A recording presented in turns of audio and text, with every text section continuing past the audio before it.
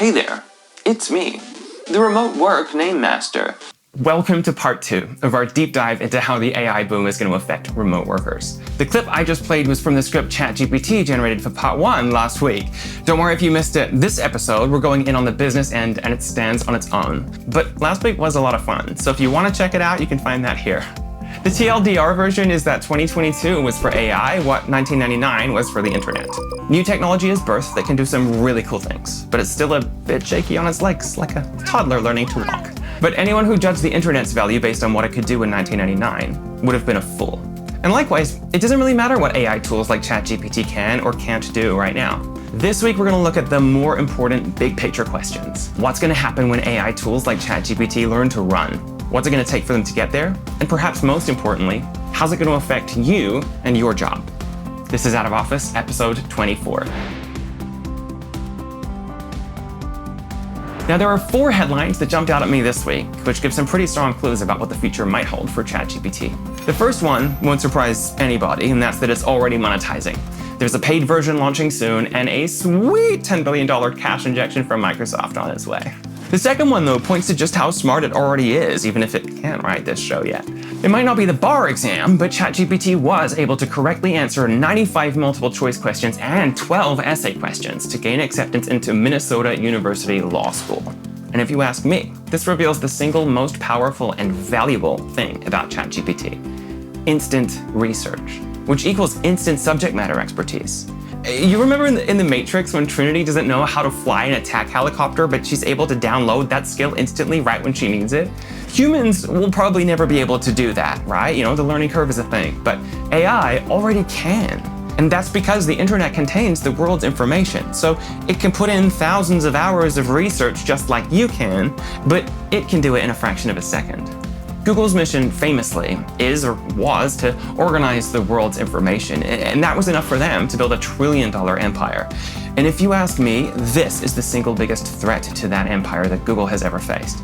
Forget organizing the world's information. ChatGPT and the AI like it can create the world's information. So instead of scanning search results to find the closest match on the millions of web pages that someone already wrote, you can bring up one web page, curated just for you, bringing the insights that you really needed right to the surface and ignoring the rest. For something like tech support, that would be revolutionary. How many times have you trawled forums where people are listing similar but non-identical issues to yours, and you just kind of have to try and figure it out? Or chatted with a rep who clearly doesn't understand the problem you're experiencing, much less how to solve it. All that time lost on researching and troubleshooting and eliminating all the stuff that doesn't apply to you has no benefit for anybody. Both the user and the agent just want to close the ticket as efficiently as possible. If that frontline agent could perfectly recall every tech support ticket ever created, write individualized responses, and even identify trends and autonomously implement process improvements to eliminate the root cause, well, it'd be better for everybody. But just try and tell that to the education sector.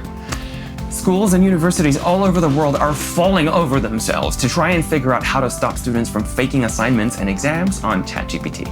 But one headline in particular really caught my eye, and it succinctly captured my own views on this. Because while I understand the impulse to ban tools like ChatGPT, because they do pose a pretty high risk to cheating, right?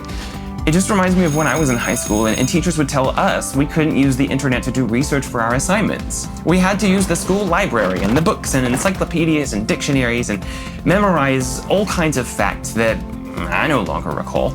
And I remember wondering, what's the point in using my time at school to memorize the formula for calculating the circumference of a circle when I can look that up if ever I need it, and I haven't.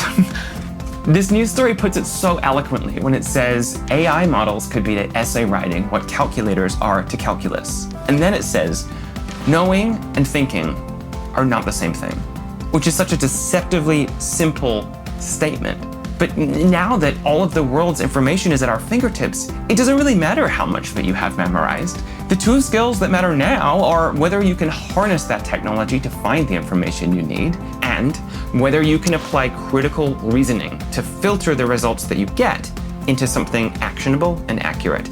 That's what every school needs to be teaching.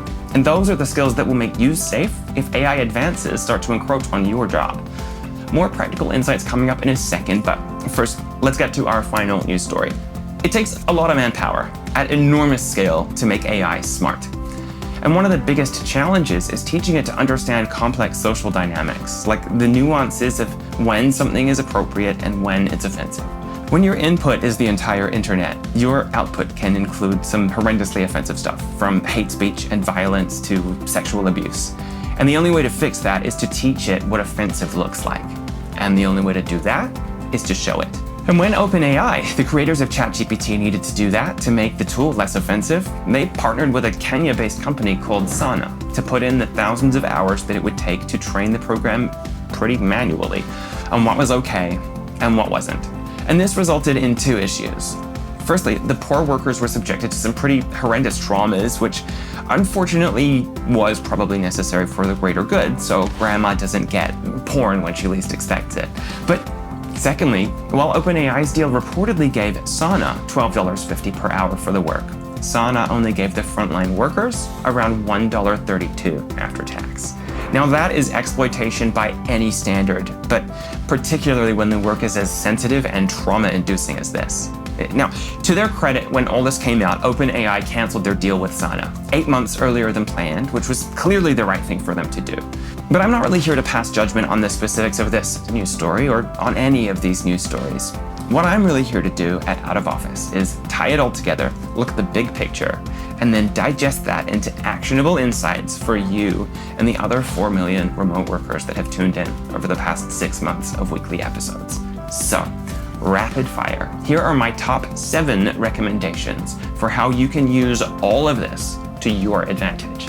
Let's get the obvious one out of the way first. Don't be too cool for ChatGPT. You owe it to your future self to get in there and understand it now.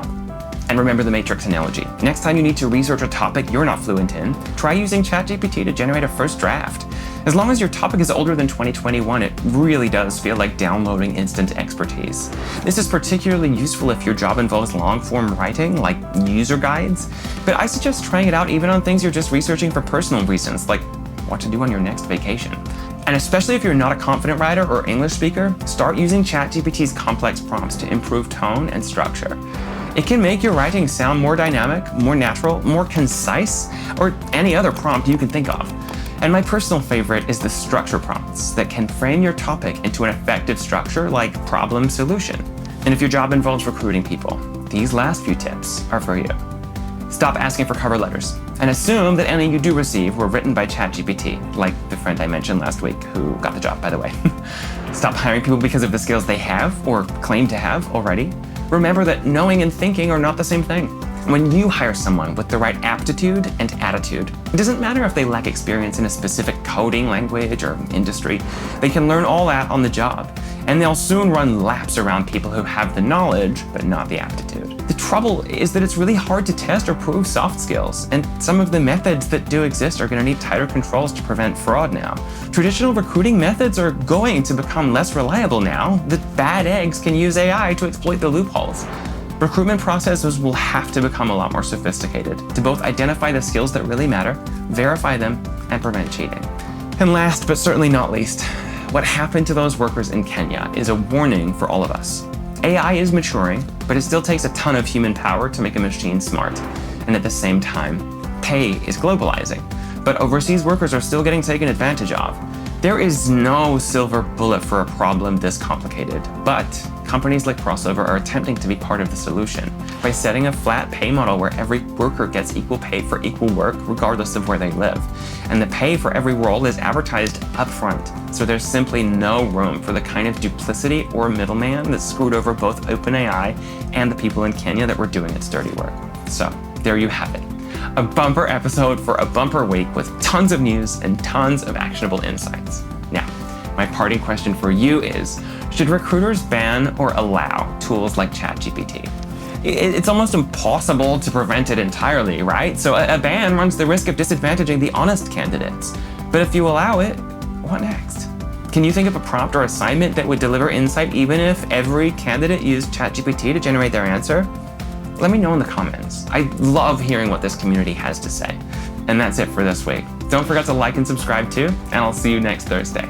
I'm Andrew Allen, and the future of work is Out of Office.